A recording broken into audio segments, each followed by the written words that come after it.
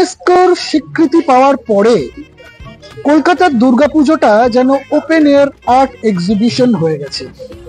বিভিন্ন ইনোভেশন, নতুন নতুন চিন্তা, নতুন নতুন আইডিয়া। তাই এবছরে একটি অনবদ্য আইডিয়া নিয়ে এসেছে সন্তোষপুর ত্রিকোণ পার্ক দুর্গোৎসব। নারায়ণী নমস্তুতে গ্লোবাল এক্সেলেন্স 2024 শ্রেষ্ঠ ইনোভেশনটি জিতে নিলেন তারাই। আমাদের তরফ থেকে পুরস্কারটি তুলে দেবেন মিঠু চ্যাটার্জি এবং উদয় দাস।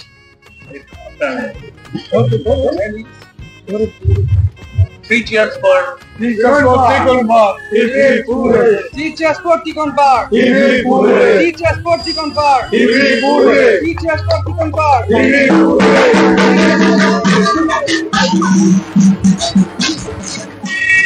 সংবিধানের 75 বছর, আর এই 75 বছরে সন্তোষপুর ত্রিকোণ পার্ক তাদের দুর্গাপুজোর থিম করেছেন সেই সংবিধানকে। অবাক হচ্ছেন তো? একটু অন্যরকম চিন্তা ভাবনা। আচ্ছা আসুন আমরা দেখি তারা কি চিন্তা ভাবনা করেছে। সবার আগে বলবো, এই দেখুন প্রত্যেকটা ইট গাঁথা হয়েছে। সংবিধানের এক একটা স্তম্ভ, এক একটা ইট, এক একটা ধারা। তারপরে আমরা আরো এগিয়ে যাচ্ছি ভেতরে। আমরা যতটা এগোচ্ছি আমরা দেখতে পাচ্ছি শঙ্খের একটা মোটিভ, তারপরে পদ্ম, এবং প্রত্যেকটা জিনিস, এই যে আমরা ড্রয়িং বা ডিজাইন দেখছি টরাপনার, এই প্রত্যেকটা জিনিস কিন্তু আমাদের আসল সংবিধানের বইতে আঁকা রয়েছে। মজার কথা কি জানেন? এই ডিজাইনটাও একজন বাঙালি করেছিলেন, নন্দলাল বসু। যাই হোক, নন্দলাল বসু নিয়ে কথা না বলে চলে আসি।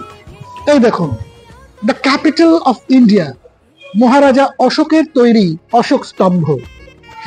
সেই 4টে সিংহ, যারা বলছে ভারতের থেকে দূরে থাকো,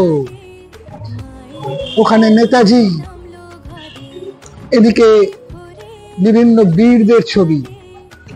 আর এই ফ্লোরা ফনার ডিজাইনের মাধ্যমে আমরা বোঝাতে চেয়েছি আমরা এক। এবারে আমরা একটু গর্ভগৃহের দিকে দেখব।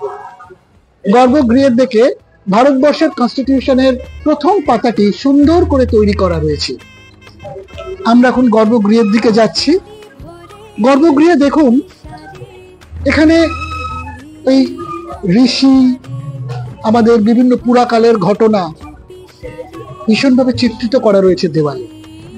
মাটি দিয়ে এখানে একটি অনবদ্য কারুকৃতি, ভারতবর্ষের ঐতিহ্যের মূল ধারাকে এরা দুর্গোৎসবের মাধ্যমে ফুটিয়ে তুলেছে। আমরা একটু ওপর দিকটায় দেখব। ওপর দিকে এটা হচ্ছে আমাদের সেই বিখ্যাত অশোক চক্র, নীল, আর তার নিচেই রয়েছে মা রয়েছে, মৃন্ময়ী মায়ের চিন্ময় রূপ।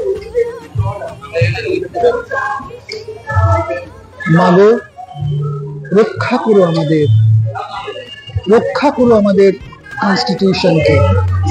আমাদের কনস্টিটিউশন যেন আরো কয়েক শতাব্দী ধরে এই রকম ভাবে চলতে থাকে।